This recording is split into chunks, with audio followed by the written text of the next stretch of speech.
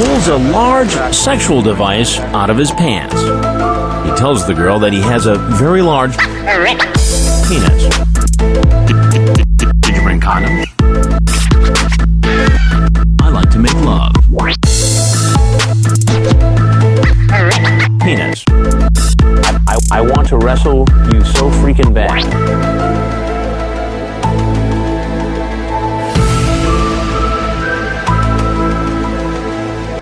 Okay, and we're back with another episode of the Pedophiles, with a really big guest right now. I'm really thankful to have him. He runs a internet website, web series type of show, similar to Catch a Predator, where he exposes a lot of these creeps that troll online to meet up with underage kids. And I just talked to him for about 3 minutes earlier. I don't know him very well, but because he does this, I really admire it. I really support it. So you have my tremendous respect, Jason from CreeperHunterTV.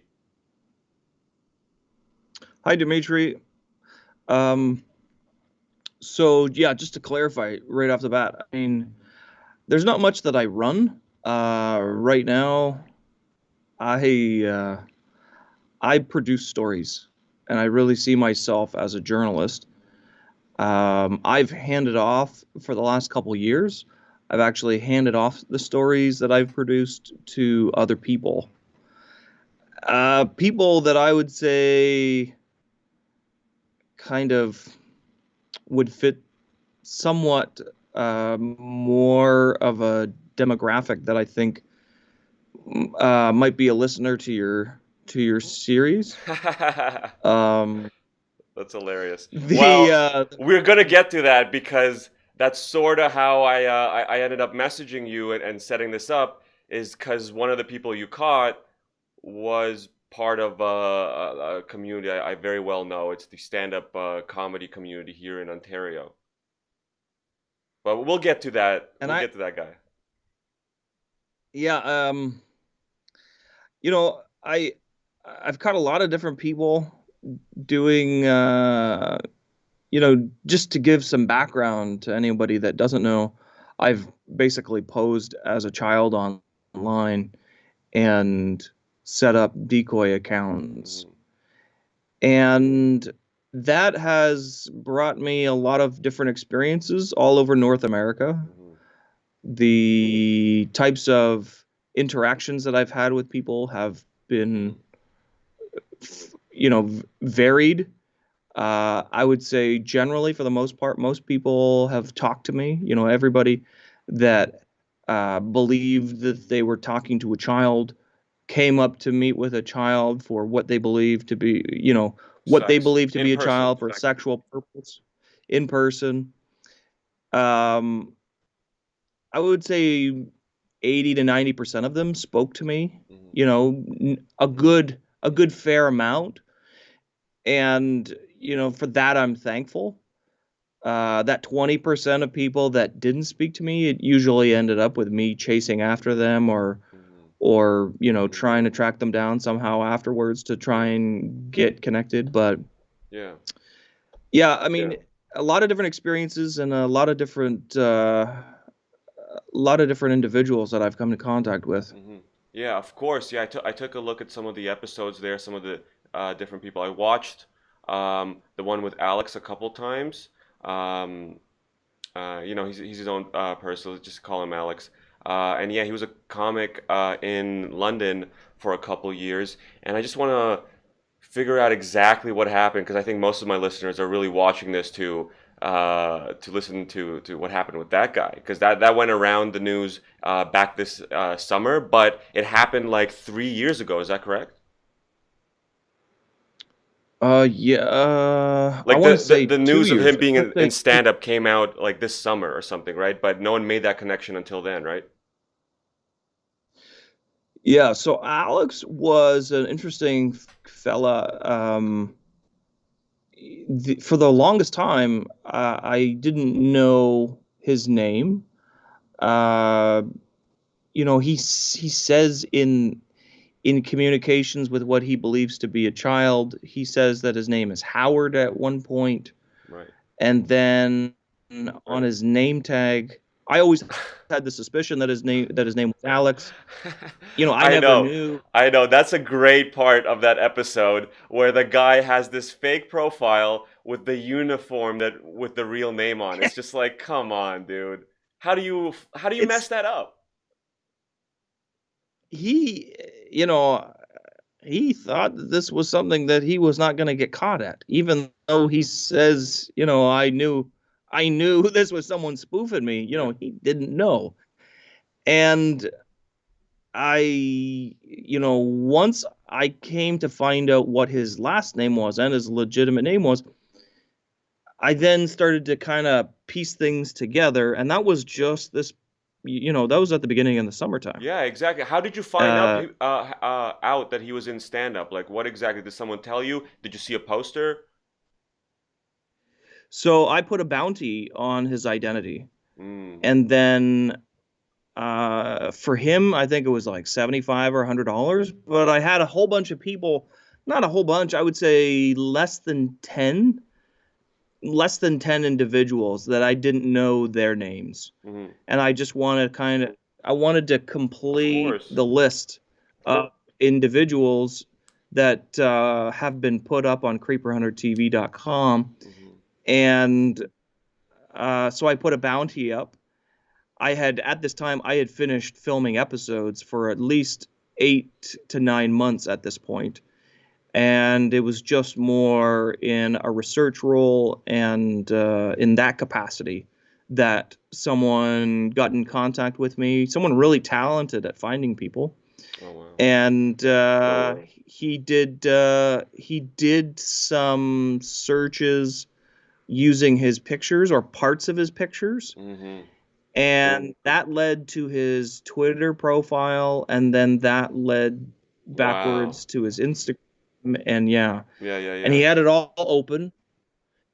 And to my dismay, he had been acting as if nothing had happened.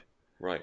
I have no idea whether or not what his girlfriend or his wife told me was true, but she says to Of me at one course. point, she says, he went to go and see someone. He went to go and see a therapist. She didn't know what it was about. Yeah. And of course, he knew where the story was published. He knew that we didn't have his last name. So I guess he felt safe to kind of carry on business as Yeah, yeah, usual. yeah. And you pointed out in the episode how he probably and it came out that he does have guardianship over a kid, and that's how that's dangerous. And you found out how obviously he worked security, and then later you found out he does stand up as well. Just branching away from him in particular, these pedos that you catch, what kind of jobs do they have? What kind of range of jobs do you? Because I know you probably like Catch a Predator as well. That might have been your inspiration for all of this. But you see a lot of them. Some of them are like priests or school teachers, or principals, or that kind of stuff. And they have access to kids, and it's disturbing. So, what kind of jobs of people that you've catched? So there's been a huge range. I would say for the most part, we're taking a look at middle class occupation, people that are in the blue collar sector or what have you. There's been a range. There has been a range of people that I've caught, Yes. from executive at a pharmaceutical company to Wow. to convenience store dude. Yeah. Somebody working the midnight shift at the convenience store, and everywhere in between.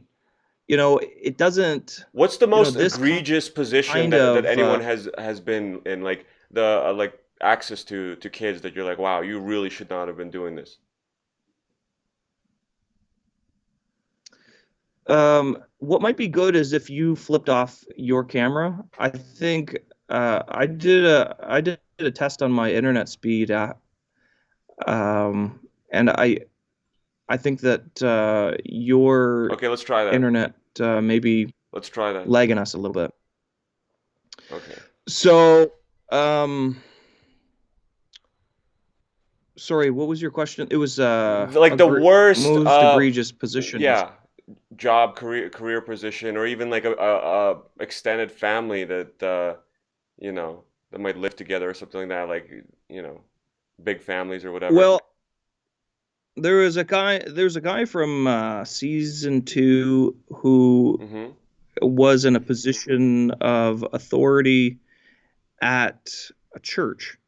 He wasn't a priest, but he was someone that was in contact with high school students on a regular basis. So he would do like outreach stuff from the church to surrounding schools. He actually he comes to the door naked, Oh my and uh, he wants to have a threesome with what he believed to be a child.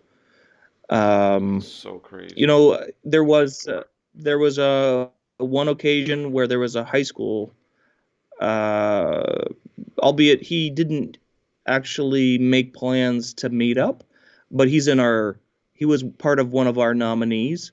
He was a high school music teacher, but he was retired. And I was under the understanding from some stories afterwards that he actually was in a little bit too close of a position of authority Wow. uh, bo- over boys in some kind of Oh my halfway God. house type home Oh, for of boys. course. I was gonna ask you actually a little bit later on. How much abuse do you think in relation to even like child trafficking activity goes on in those like halfway homes and youth homes, 411 missing persons, Amber Alerts? How much you think is related to child trafficking specific there? Sorry, I don't know what you mean. Maybe you can expand on No, that a like how little many bit. examples do you see of people abusing their position in halfway homes or government positions even over troubled youth? You know what I'm saying? Do you see any Yeah, evidence of that whatsoever? I don't know that have any evidence of Yeah. that. hmm Um, hmm oh my gosh. So no one really, you think, used their positions in whatever jobs they had to, you know, take advantage of kids. Not to your knowledge, I mean. Yeah, not to my knowledge. Yeah. This Yeah. is I need to take this call if I can put you on mute. Oh, of course, dude. Yes. No, no, no. Hold on just a second. Okay, so yeah, I was just curious about, you know, um, if there was any connection there with like their jobs to, you know, active cases or known cases of, you know, them abusing it or whatever complaints, you know, um, accusations. So, But go so ahead. nothing that comes to mind, although, I keep getting notices and keep getting, people making accusations of people um, about some of the people that I've caught before. One in particular, Mm-hmm. a guy in the Hamilton area. Yes. He's in a position of authority over teenagers. Yeah. Wow. He comes to meet up with what he believes to be a 12-year-old and wants to have a threesome with a 12-year-old and a 10-year-old. Wow. And I thought that was, pretty egregious to begin with. That was pretty disturbing when it first happened. And then after I was done producing this last season, this season 4, the last season of Creeper Hunter, I started working on stories of, you know, ex- ancillary type stories, stories that are kind of connected to some individuals. Yeah. Um, Doing further research on some of the stories that we, first produced, doing some follow-ups, Mm-hmm. and this guy's name just kept coming back up again.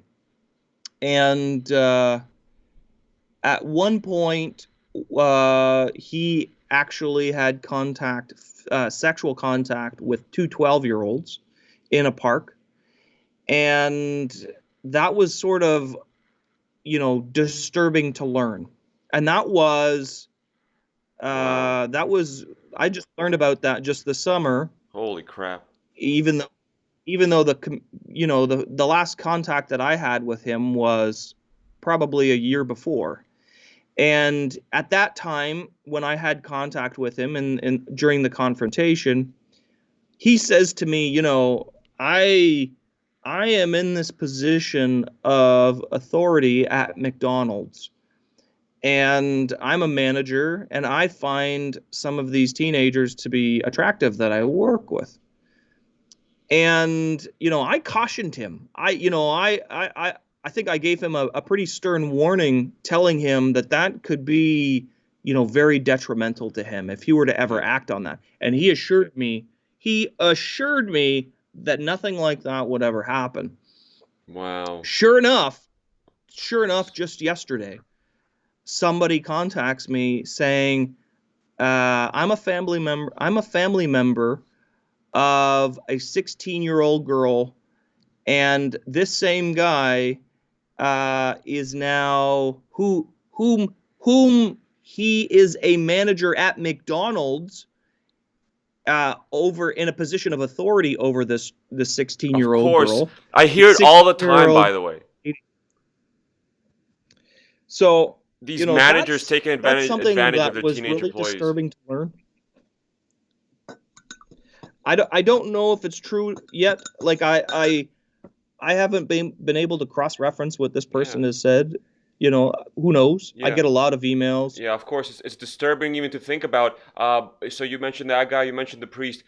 You'd say these are the most shocking catches, probably, right, that you've had? Shocking to whom? Not shocking to me anymore. Mm-hmm. Um, I, I, I don't know. I don't know shock Well, like how about this? I What's the think what's the most people. most popular catch that you've had that you've seen, like the metrics and analytics that you looked at? What do people really, have been sharing around and interested in? They all have their different lives. They all have their stories about these people. They all have their peaks and valleys. Yeah. But I'll tell you, the people that share their stories the most are the people closest to them. Um, so at first in 2015, when I first started doing this project, Mm-hmm. I learned that very quickly. I learned that, once one of these people's family members found out, or one of their friends found out, all bets are off. Yeah. A story can go from 0 to 1,000 in overnight. Well, that's interesting you bring that Um, up because do you think, because you've done it for so long and you see how the people close to them are the most willing to share? Do you think these people that get caught want to get caught on a subconscious level almost? Is that why you think they message you, like when you're for s- pretending to be a kid online? I've thought about that, and I can't. These are some people's most dirtiest, darkest secrets, and I don't know how subconsciously that would surface. I can say that some of the most stupidest uh, individuals have contacted me, pretending to be a child. Wow. Generally speaking, though, I've tried to, as time has gone on, I've tried to raise the bar, if you will. as to not just going after, the stupid, easiest people to do this. Mm-hmm. It's easy to get it's easy. I don't know if you saw one of the last couple episodes of the series. There was a guy who has what most people would say is mentally off. A problem, yeah. He's not all there. He's Well, not playing with a deck. He's definitely someone mhm. that just to even look at him, genetically speaking, he doesn't have, he's not Yeah. blessed. Yeah, well, And when you do these kind of I could operations, you don't know who you're going to pick up. So, unfortunately, yes. right, exactly. So, on my end as a child, whomever as an adult wants to talk to me, that was usually fair game. And at some point along the way, you kind of get an idea as to, whether or not Oh, someone. I was just going to ask, how do you spot the pedos when they're messaging you? How do you know which one, okay, this one we need to go in on a little bit? How do you spot that? Well, it's not so much spotting them so much as it is filtering. I think there's been a lot of filtering over the Interesting. years. For instance, maybe year 1 or year 2, there was a guy who starts off telling me his age was 21. And that was kind of like, for me, a 21-year-old chatting with a 13-year-old, Yeah. there's like Something, ethical things there. yeah. Think There's something sad about that. There's something sad about it, but there's something understandable to some degree. Yeah, well, And going back when to Alex Dineley, one of the things he said in your episode was he flatly admitted, it's like, I don't even talk to women my age. I'm kind of a loser. yeah, I mean, you can kind of spot people like that. Yes. But this 21-year-old who I initially think I'm speaking to, that's kind of like minimum level, I would say, someone that I would be even engaging with. Mhm. If someone was 19, 18 years old, I'm not really wanting to, Of course. take that time and energy to spend on them. So I usually kind But of also, it's would probably so legally filter them. complicated because now you're getting a kid involved with another fucking kid, and like, what are you like? What are you even allowed to expose if it's someone underage that's talking to someone even more underage? You know? Well, I came to learn that this 21-year-old was actually 18. Like he Yeah. was trying to impress Yeah. he was trying to Exactly. impress me as a child, telling the child that he was older than he actually Wow. was. Yeah. I came to find out, at a later point, after the wheels had been turning already Hmm. and everything was kind of set in motion, that he was actually 18 years old. And that to me, people said to I got a lot of flack for that episode. And understandably, people think that an 18-year-old, that this is ruining their life, that this is, going to scar them for the rest of their lives, that, there's just a 5-year age gap. Technically speaking, a 5-year age gap in this capacity, an 18-year-old with a 13-year-old is still illegal. Yeah. There's only a 3-year age exception in Canada for the age of consent. But when we're talking about sociologically speaking, Okay. we have different values, I would say, than some places on planet Earth. On some places on planet Earth, it's acceptable for a 12-year-old to be going off and getting married right now. Yeah. And how can we, as North Americans, comment on their situation? It's not socially acceptable to do that. But the different cultures aside, I would say there's only been filtering. Yeah. There's only been, usually filtering by age, Hmm. or I would say by mental capacity.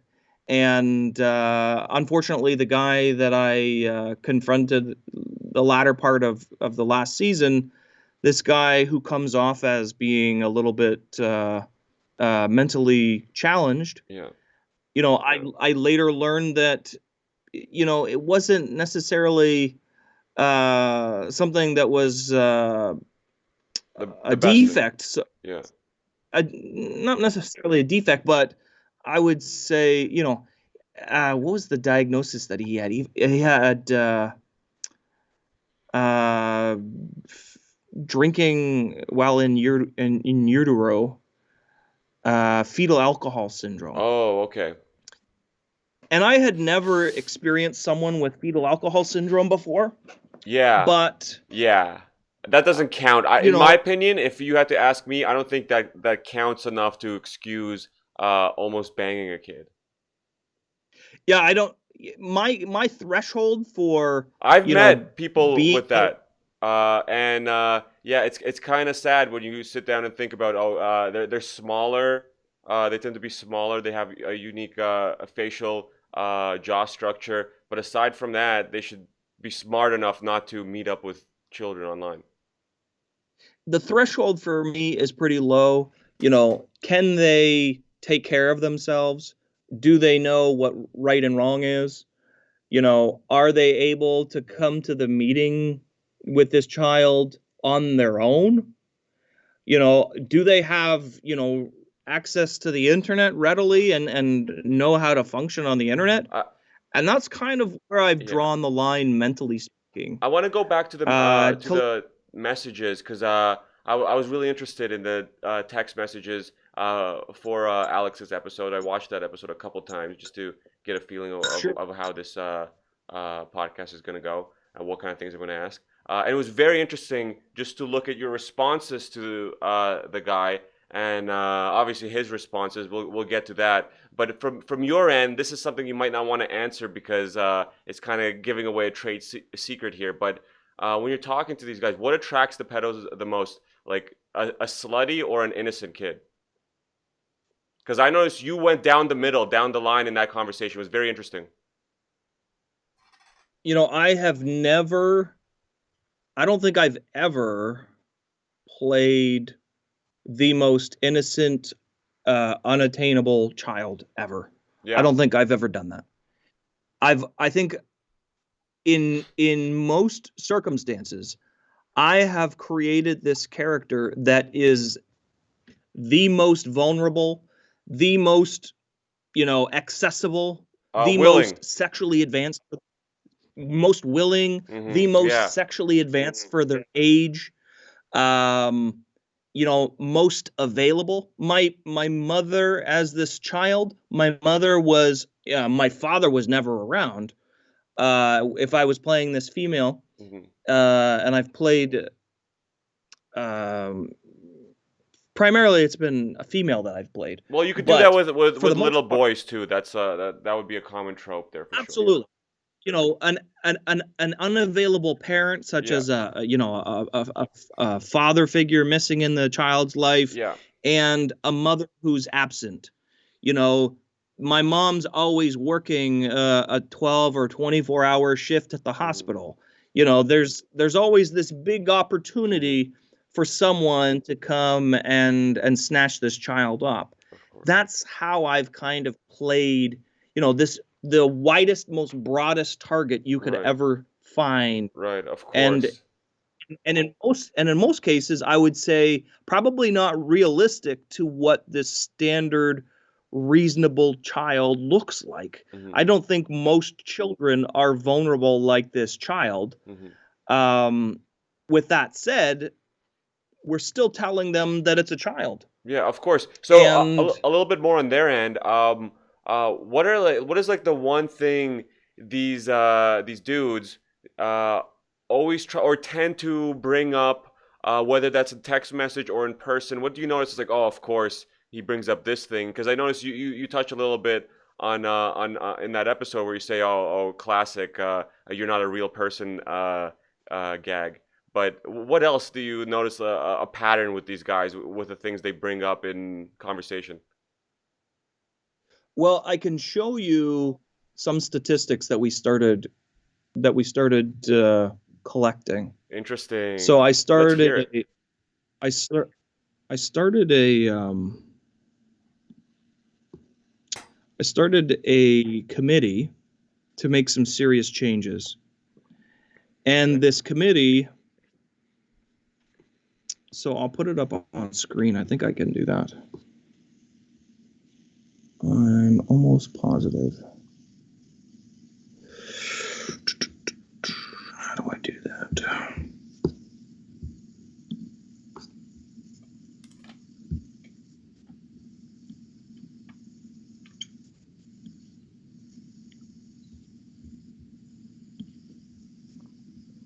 Oh, I honestly don't know how you end up doing it. I think I tried to figure that out last night, and I don't know if it works. But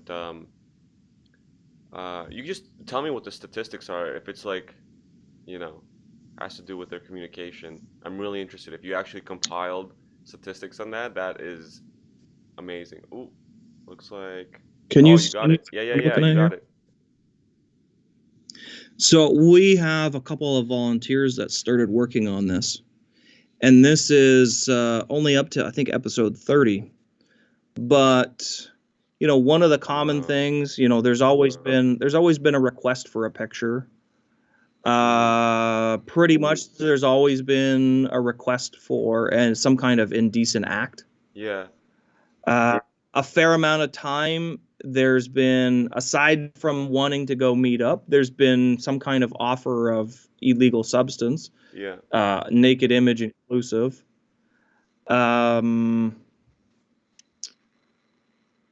Right. And they always use social media. Yeah, a lot of, we're just meeting on social media. I mean, Yeah. everything has pretty Yeah, much yeah, that's taken what I place on mean. social media. Yeah, yeah, yeah. So yeah, a lot of where is request for picture? And what's the most common drug do they offer? It's marijuana there, I see? Uh, that or Or alcohol. alcohol, yeah. I mean, to a child, um, Interesting. Admission to a of guilt. child, yeah, I would Wow. say Good that's job, dude. Good um, job. Keeping yourself occupied with this. This is amazing stuff. yeah. So we have a committee that I started back in May, I believe, and we've been working on trying to make some serious changes. Perfect. I was gonna One ask of those, how can others assist you, or even a second part to that question afterwards. Maybe even do the same. How to do it right. You know. I don't know that there's a way to do it right. I think all I can offer is what I've gone through. I produced actually Creeper Hunter University. You can find it on YouTube right now. I'm gonna put it up. I'm There's gonna put it five. up right now on the visual, so people can find you. There's 55 episodes. Sorry, there's 5 episodes of Creeper Hunter University. It's Wow. it's a committee also that's kind of connected to, kind of loosely connected to Creeper Hunter, Mhm. but is really its own entity.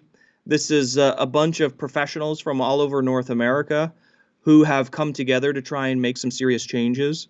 We call the committee Defend, and we are looking for people to join us to try and make some serious changes. One of those big changes we want to make is to essentially make it mandatory for all social media sites like Facebook or dating sites or whatever, to make it mandatory for people when they sign up to have to prove their age and ID. essentially allowing us the opportunity to segregate children online Of course. into, Well, that's what might be you know, necessary. Of course, that's what might be necessary. And they've already tried to. They've done that with sort of with like celebrity accounts, right? You in order to get verified, you have to prove your identity or whatever. Why not right. with adults or with children even? You know, if you put up Facebook. if you put up a picture of a kid as a profile picture, you're automatically flagged. Hey, prove your age. Exactly. I shouldn't have had this ability to do this for the last 5 years. I've I've abused Facebook and Instagram. I've abused dating profiles and dating sites.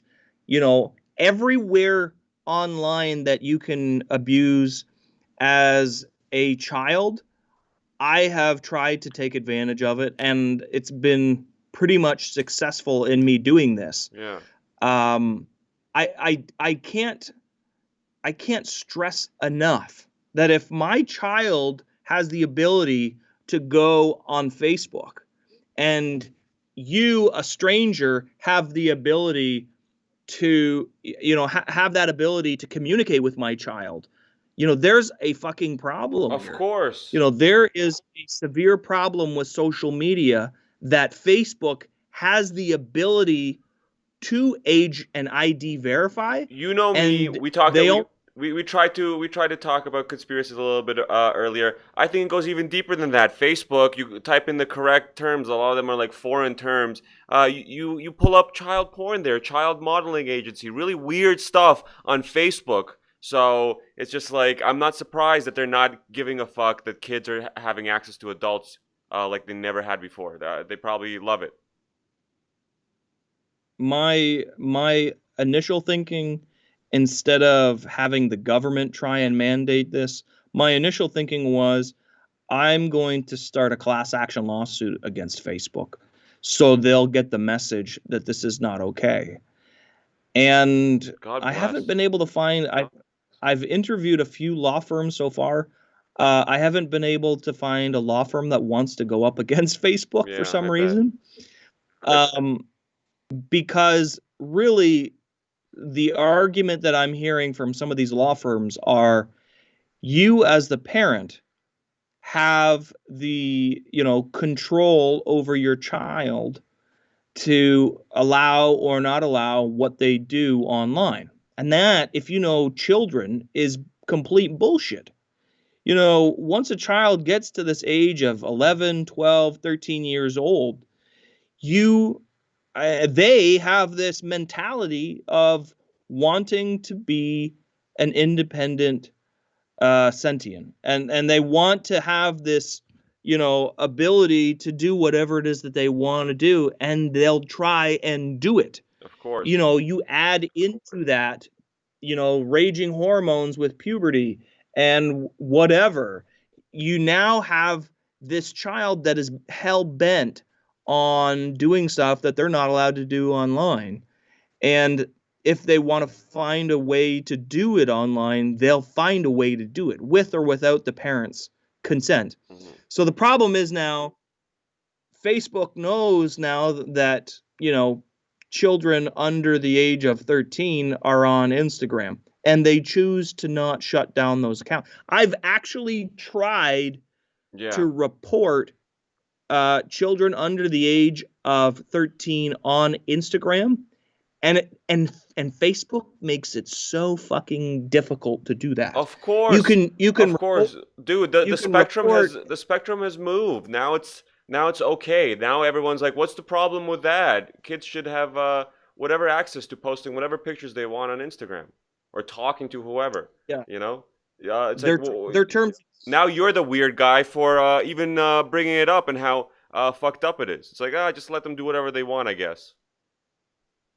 their terms of service on pretty much all North American run social media services state that, and it's, in the US, to sign up for any kind of service, a person needs to be 13 years old.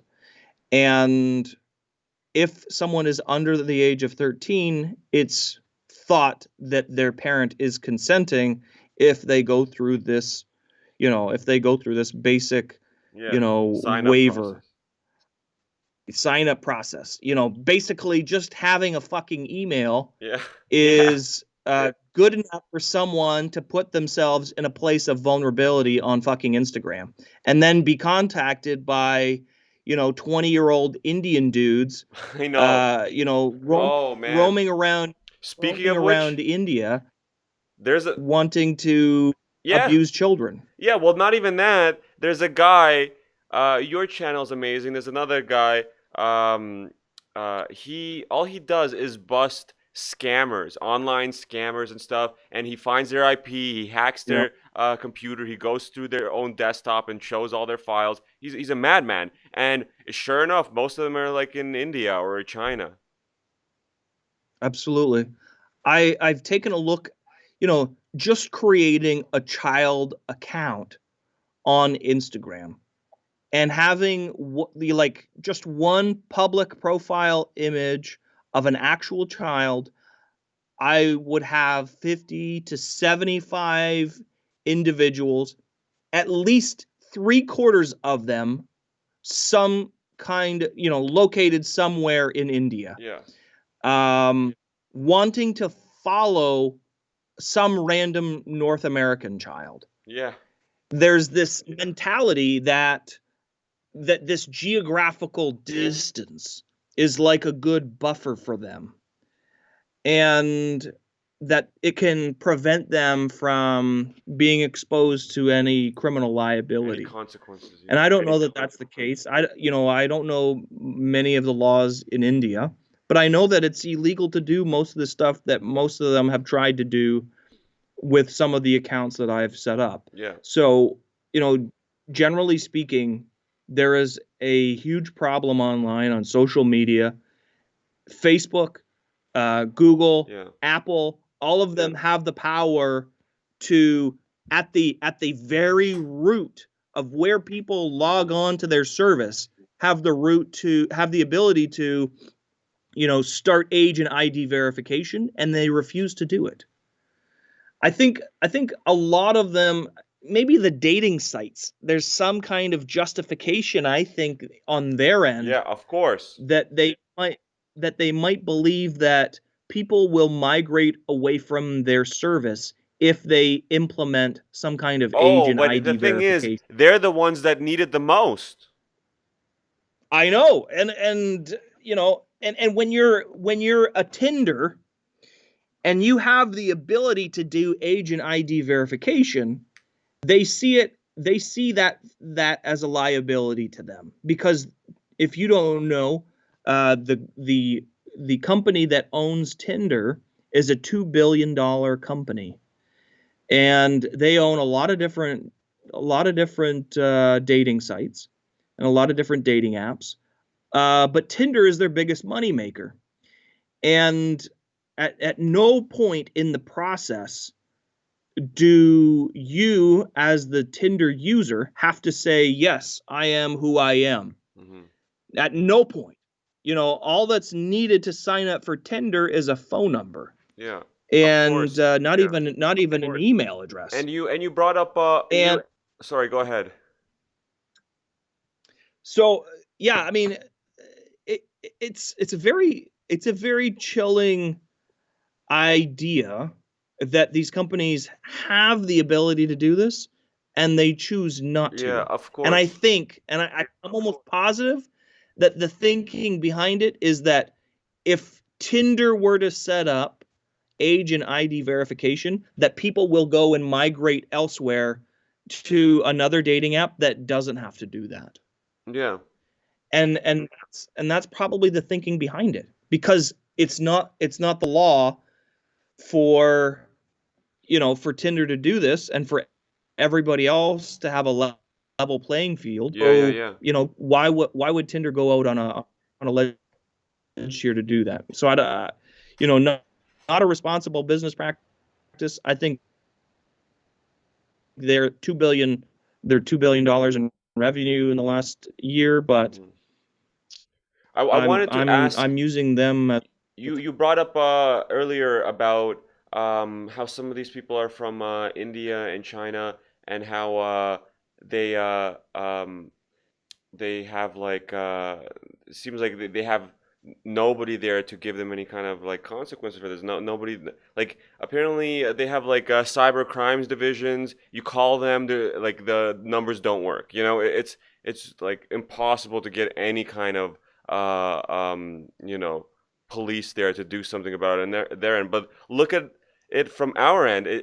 What about the police here in Canada? How have they treated you with this? Like, do you report these guys to the police after every episode, or what? Generally, no, I haven't. It's been very few occasions. It's been very few occasions after I've done a catch that I've reported someone to the police. Primarily because I'm not in the business being a vigilante. Yeah. I'm not in the business of Right. Enforcing laws. I know that it's illegal. When I have an experience with someone, I've always told them that it's illegal. And if they don't get it and they do it again, that's where I've kind of drawn the line saying, yeah, I'm going to then take a step to go and contact the police. But I've always come at this from a place of being a journalist. And in that position, I'm not someone that wants to be creating additional liabilities for myself. And that includes civil liabilities. So, creating a story about someone, just creating a story about them. Is that going to create civil liability for me? Most of the time, yes. And that usually revolves around whether or not the story from their perspective is as truthful as it's supposed to be. So, what from a defamatory position, Mm-hmm. whether they believe that the story that I've published is a truthful one or not. So that's the biggest liability that I've seen. And then if I were to then be a journalist trying to enforce laws, that to me has been just an overwhelming thought. Just something that I've never ever wanted to kind of. I never wanted to make it about enforcing Absolutely. Laws. I get it. From my perspective, I don't even know that those laws work. Yeah. It's quite interesting because I have experience doing this from both sides of the border, here in Canada and in the United States. And there are some distinctions between the different laws in the different countries, and what I'll think to be their behaviors. I don't know that, I've never wanted to be a witness for the prosecution, and that was never my goal. I'm a storyteller. Of course, I get it.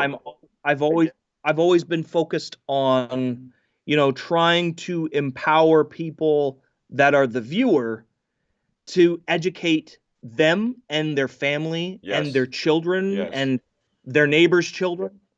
And if that has happened just once, that is, part of the goal. I've done it in a way that I think has been entertaining to some degree. Yeah, I was just gonna say, you're not trying to be a law enforcement officer. In a way, you're trying to just do entertainment. And this is the way it comes out. I think Catch a Predator is entertainment at the end of the day, because, like you said, they don't really have cops. They are associated with cops, obviously. Oftentimes they were kind of forced to have cops. But the first season, there were no cops. They never wanted to do that stuff. But, at the end of the day, they're being journalists, and they're providing an interesting piece of knowledge as well as entertainment to an audience, right? You're presenting something. You're not trying to create, a bunch of prisoners, Yeah, that was never my intent, but I would actually call it infotainment. I'm presenting a lot of. I wanted to You get, know, I wanted to get back to the police for a second though. So the few sure. times you did have interaction with the police, did they help? Did they even maybe take you aside and say, "Hey, thanks for doing this," or anything like that? Uh, uh, there's been more than a few times. I would say maybe once a week for the last several years. I've received messages from police agencies looking for me to give them statements, looking to. Most of the time, it has been viewers. A lot of the time, it has been viewers that have sent the videos to the police. Mm-hmm. Then the police come knocking. Then the police come knocking at my door, Yeah. wanting to know if I'll cooperate. And pretty much my policy has been, yes, I'll cooperate. You know, what do you need from me? That's course. usually been my policy. And for the most part, I think there's been in total at least 20 contacts from 20 different police agencies. Wow. And In Canada, wow. I would say a couple of them in the States, though. all over North America. Yeah, and generally speaking, the most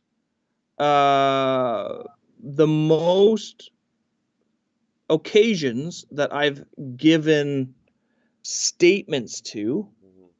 have been in the London and Windsor, Ontario area. Wow. And on one occasion, one Windsor police officer told me that he was actually happy that I didn't call them every time I did a catch Yeah. because of the paperwork associated with it. Yeah. You know, Wow. they That's his they priority. they do these kinds of investigations themselves, but nothing on the scale that I'm capable of doing. Of course. Because as a journalist and a non-police officer, I don't have the same restrictions that they do. Yeah. You know, them as police officers, they have to, you know, in Canada at least, they have to abide by the Canadian Charter. Yes. You know, the Charter, someone's legal rights, they have to be doing investigations in a certain way that respects people's charter rights So, and someone's constitutional rights. well, we have like I don't 10 have that restriction as a journalist. Yeah, of course. You're a free citizen. You're allowed to make infotainment. Okay, you're not making any citizens arrests or anything like that. You're trying to create content, and you get away with a lot that normally other people wouldn't. I have only a couple questions left. Really, we have like 10, maybe 15 minutes left. I did want to ask you. I was reading through your site. I'll be putting up links to your site in the description and then visuals too, all throughout this. I read that you get death threats, right? Just to be clear, it's not my site. I gave ownership away, I want to say 2 or 3 years ago, to a group of people that are some pretty sketchy people, but they're people that I know are very passionate about this. People that I could easily categorize as like biker dudes that don't give a fuck about the courts. Oh shit. That if they were to do this kind of thing, they wouldn't bring cameras with them. Those are the kinds of people. Those are the kinds of people that run that website. I've just basically submitted stories to them, and when I've submitted stories to them, you know, we have an agreement that basically they'll put it up as I've created it. Right. Sorry, your question was you had death threats. I just want to ask about those in particular and a little bit more to that. But let's just hear the death threats. Like, what kind of stuff do you get?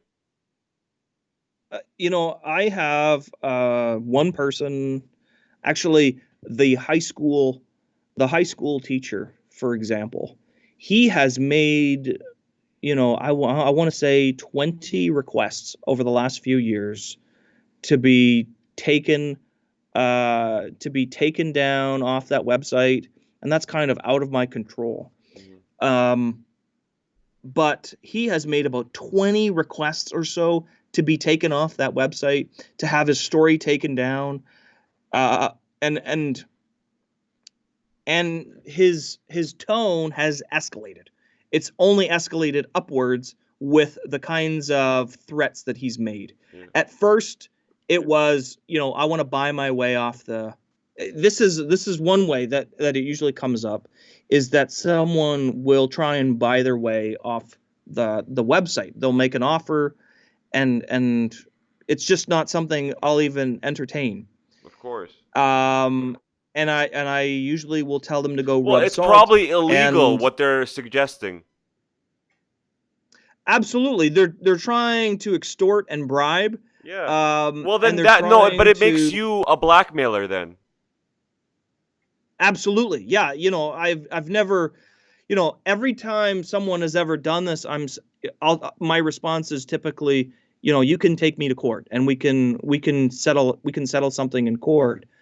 But for me to even do that, I would have to owe money to the people that run the website, and that's not something that I'll ever want to do out of pocket. Yeah. I'll let the legal process take over at that point. Of course, you want to spend money, So spend money on lawyers.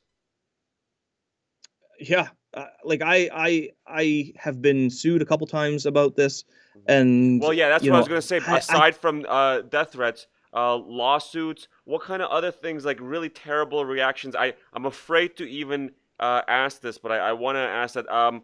Has anyone even committed suicide because I know in Catch a Predator that happened and that ended the situation. Can you even talk about that? Did that happen?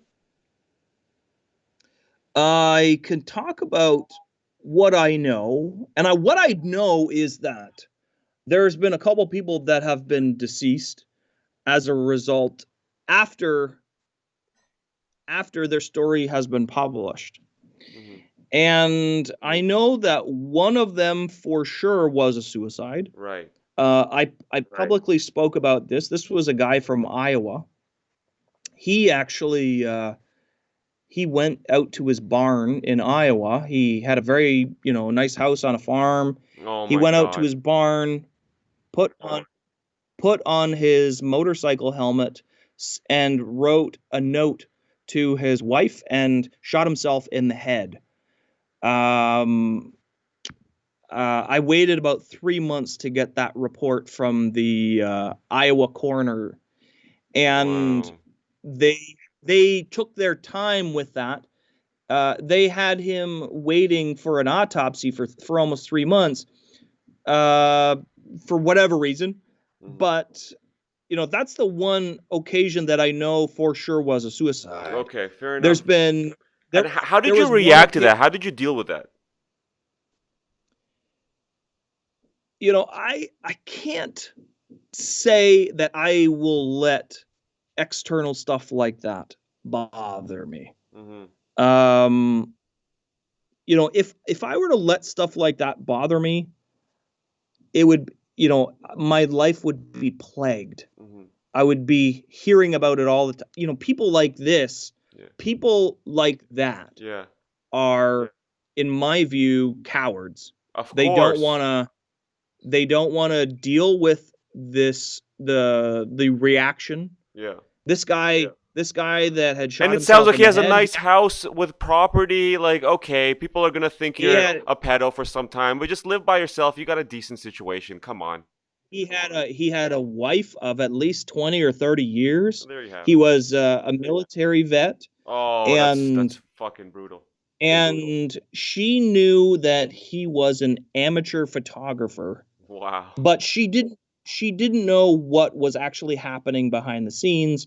And for whatever reason, he says to her that my interaction with him was Homeland Security. He called me, Homeland Security to her, and said that there was some kind of issue that I stopped him, and he basically lied to his wife. Yeah.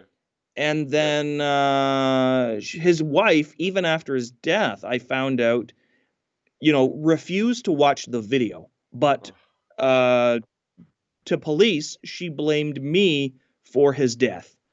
I don't understand where this blame comes. I'm currently charged with several charges of extortion and harassment from child predators. That's something that, and one of these cases, they're trying to have me. One of these cases, they're trying to have me charged with negligence causing death, as if I Yeah. had something to do I know. with I Buddy know. dying. I know, right? And this No, this and guy's the making circum all these decisions, his own choices. He seems like a capable guy if he owns property like that and has a family like that. He's making decisions to meet up with kids, making decisions to put a gun to his head. This guy's making all the decisions left and right, and somehow you have to pay for the consequences? Yeah, that's what they're gonna try. They're attempting, Yeah, but it will never fly. of course not. If they did that, they would have to go and arrest every single person that ever committed suicide, anybody that ever bullied them, Yeah, and exactly. they'll never do that. And this is even the suggestion of this from this one police officer. She is just this negligent piece of garbage. Um, she told me she watched all my videos in Wow. the police interrogation, and that she was trying to get me charged for multiple different crimes, and have me Wow. put You're the have me put problem, away for a according to long time. her. Exactly. I'm the problem in her view, and here she is now supporting Yeah, pedophiles yeah, and their because families. exactly, you're getting in the way of pedophiles fucking kids, so you're the problem. Okay, it's like, oh, you're Yes. getting in the way of us, the police doing nothing. We're supposed to be doing nothing, and you're doing something. You're a problem. Yeah, and she also told me that all the places that I ever found these pedophiles, these would be places that her as a police officer, she would never be allowed to go on to look for pedophiles. So, there's something wrong with that to Yeah, begin with. yeah, exactly. I you know, I'm vigorously fighting these charges. I'm going to take all of them to trial, and then I'm gonna go and sue these people that have made these lies about me. Okay, good. And I will be putting up all the links to you if anyone is interested to maybe even throw $1 or $2 your way. That would be awesome because yeah, I know you're trying to fight them, and that was a really odd topic to be on, considering the next and final topic I have. The last question is kind of silly. I know you'll think it's kind of silly, but you're the pedo hunter guy, so I gotta ask these questions. You could just say that you don't know anything about it, and just we'll just end it. But what do you think about now with the whole QAnon thing, the elites being satanic pedophiles, that we live in a world system that is catering to all this stuff? That's why we meet all kinds of resistance when we try to expose this stuff. Um, what do you think about that whole narrative? Do you think there's any merit to that? You don't really pay attention to this stuff? You're occupied probably with your own business, like you just said. Yeah, I don't really pay much attention to it. I listen to the news a lot. I read the news a lot. So I'm kind of, you know, inherently I am exposed to it a little bit. Of course. Some stuff like QAnon or Pizzagate or whatever, Yes. I don't really give much attention to. Understood. Primarily because I think it's a way, politically speaking, for people to gang up on someone else, and Hmm. make this kind of issue something Political. that maybe it's not. What I do support fully is reform for online values and systems. Yeah. When we take a look at where children are actually vulnerable online, does posting a video about Legos on YouTube have anything to fucking do with, you know, actual children being harmed? Right. I don't think so. There was a group that, pushed for changes to be made with this COPPA law, the Children Online Privacy Protection Act, or whatever it is in the US, Okay. What a strange which name, have Kabbalah. What the fuck? Sorry, go ahead. yeah, I think it's called COPPA, or COPPA Okay. maybe is the name of the act Okay.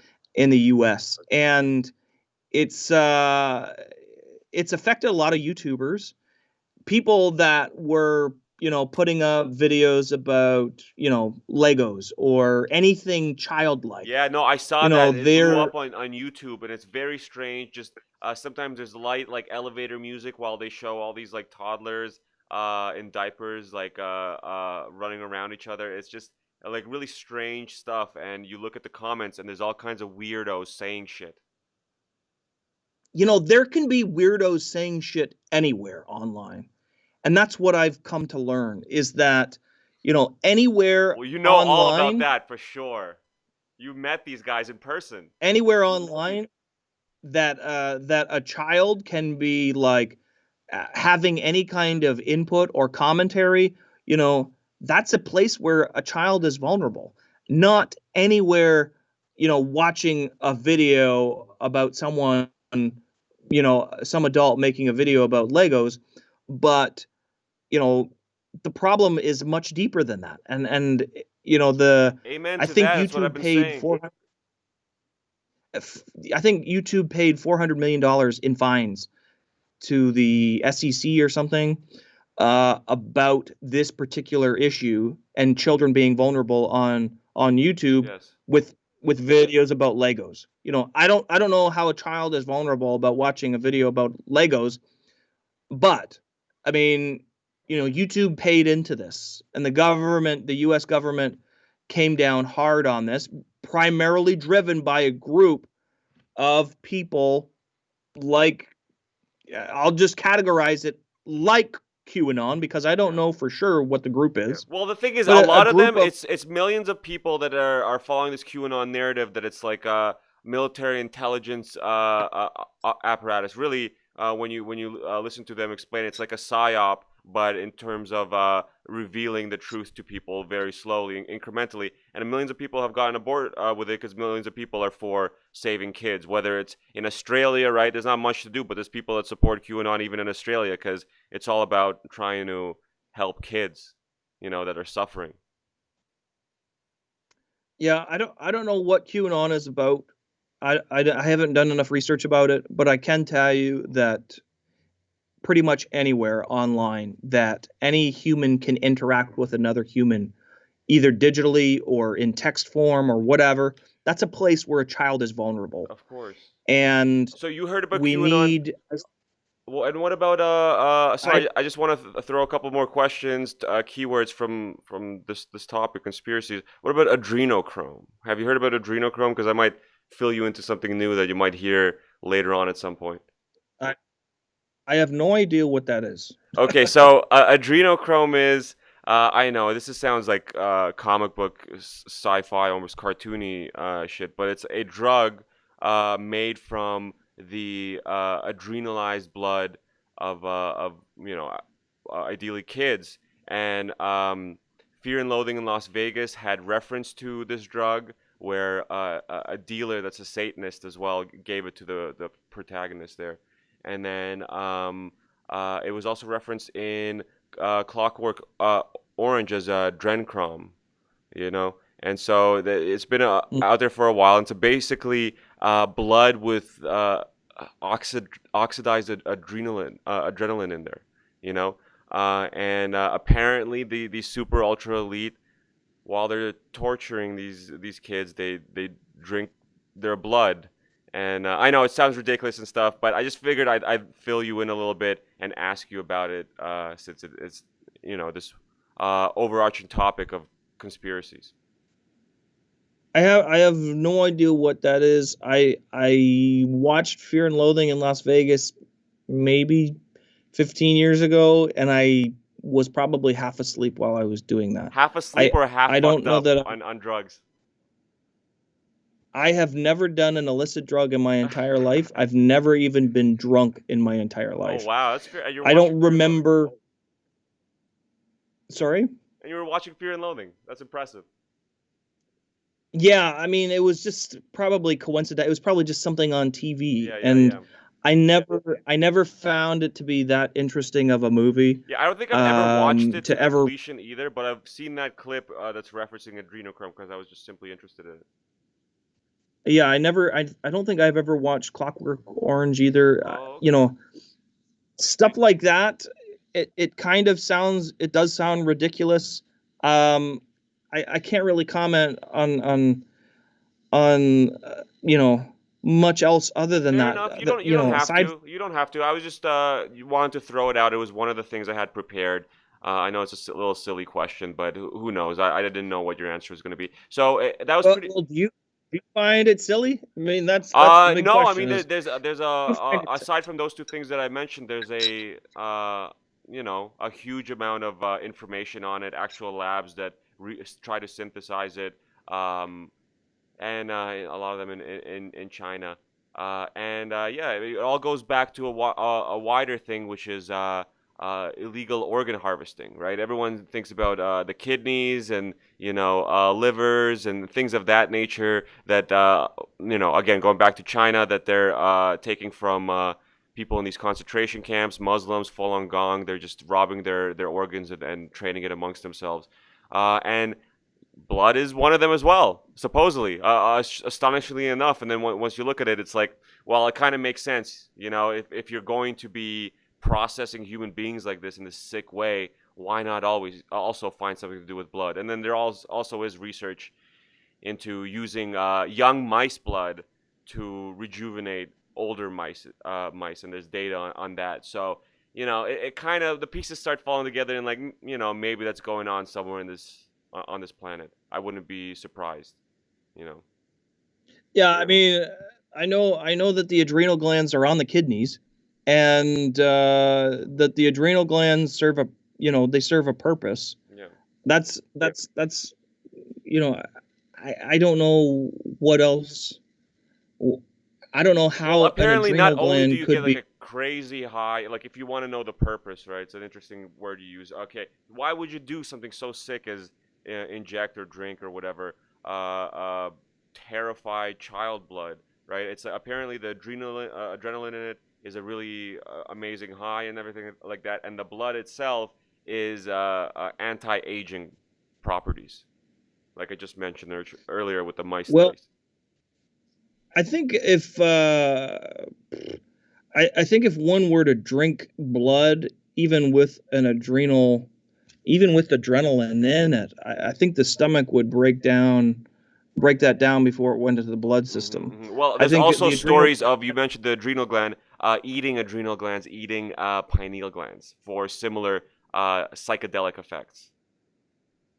the pineal gland isn't that in the brain? Yeah, yeah, I know. I'm just relating you stories that I hear. See, the satanic ritual abuse survivors going back decades, accusing a pope. One lady did. Another one is a very. I could send you a documentary on this. It starts really. It's just a police interview footage, real footage from in the UK of these two kids that started accusing their school and their church of essentially being a fucking not not a good place for kids if they want to stay alive. And obviously they didn't kill the kids there that went to the school. They had certain kids they picked out that they would molest and do not good things. But in terms of killing, they would bring in babies from these social workers that had to do with, like,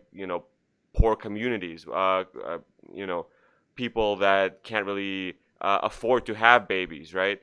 And so they came forward, and they were telling all the cops, and you listen to this kid explain some of the most horrific shit happening there, and you realize maybe there's some merit. And then there's similar survivors like that go to, there's a human trafficking child trafficking tribunal that's yearly in the UK as well, headed by a former CIA